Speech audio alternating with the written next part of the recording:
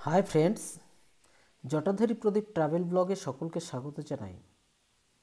আর আজ আমি আপনাদেরকে দেখাবো পৃথিবীর সর্ববৃহৎ ইস্কন মন্দির, মায়াপুর ইস্কন মন্দির। আর এখন আমি দাঁড়িয়ে আছি তারণীরপুর জলঙ্গি নদীর খেয়াঘাটে। মায়াপুরে যাবার জন্য তিনটে খেয়াঘাট আছে। এক, বড়ালঘাট টু হুলোরঘাট, যেটা নবদ্বীপ টাউন থেকে মায়াপুরে আসে। আর 2 নম্বর স্বরূপগঞ্জ ঘাট টু হুলোরঘাট, যেটা নবদ্বীপ ঘাট থেকে মায়াপুরে আসে। আর অন্যটি তারিণীপুর ঘাট, যে ঘাটে আমি এখন দাঁড়িয়ে আছি। এই ঘাটটি মায়াপুর ইস্কন মন্দিরের পেছনের দিকে মহেশগঞ্জ আর তারিণীপুরের সঙ্গে যুক্ত করেছে। আর এই মায়াপুর ইস্কন মন্দিরে এসেই আমার প্রথমেই ভালো লেগেছে ফুল গাছগুলো। জানি না তোমাদের কেমন লাগছে, যদি ভালো লেগে থাকে কমেন্টের বক্সে জানাবে, তাহলে আমি বুঝবো আপনার পছন্দের সঙ্গে আমার পছন্দের মিল আছে। যদিও রোদ্দুরের প্রচণ্ড তাপে ফুল গাছগুলো ও ফুলগুলো একটু ক্লান্ত হয়ে গেছে, তবুও যেন ওদের সৌন্দর্যের শোভা ফুটিয়ে তুলতে কোনো কমতি রাখেনি। আর গার্ডেনের মধ্যে কার্পেটের মতো সবুজ ঘাসগুলোর দিকে তাকালে চোখ যেন জুড়িয়ে যায়। তারপর কদম গাছগুলো যেন কেমন একটু অসাধারণ রূপ নিয়েছে। তার পাশে থাকা তাল গাছটি এক পায়ে যেন দাঁড়িয়ে আছে। আর তার পাশেই আছে গদাভবন যাত্রীনিবাস।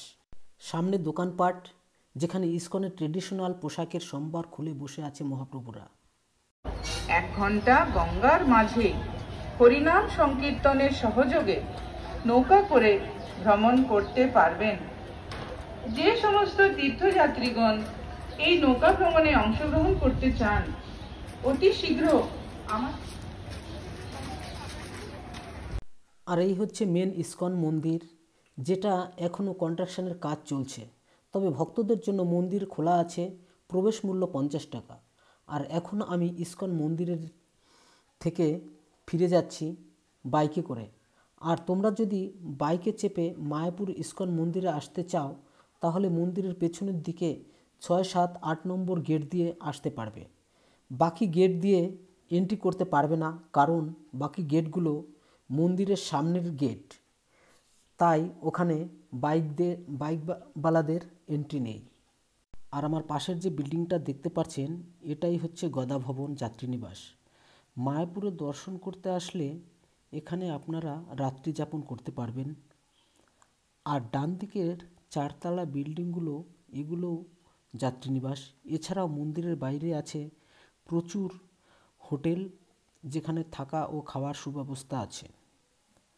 আর সামনেই মহাপ্রভুর অন্নপ্রসাদ স্টল এখানে খোলা হয়েছে, আপনারা ব্রেকফাস্ট, লাঞ্চ, ডিনার করতে পারবেন। আর এই যে সামনেই হচ্ছে গৌরাঙ্গ মার্কেট। আর গৌরাঙ্গ মার্কেটের সামনে দিয়ে আমরা বাইরে বেরিয়ে যাব। ইস্কন মন্দিরকে ডান পাশে রেখে আমরা মন্দিরের পেছন দিক দিয়ে আর 7 নম্বর গেট দিয়ে আমরা আবার তারিণীপুর ঘাটে চলে যাব। আর এই হচ্ছে দেখুন 4 তলা বিল্ডিং, এটা হচ্ছে যাত্রীনিবাস। আর তার সামনেই হচ্ছে ইস্কন মন্দির।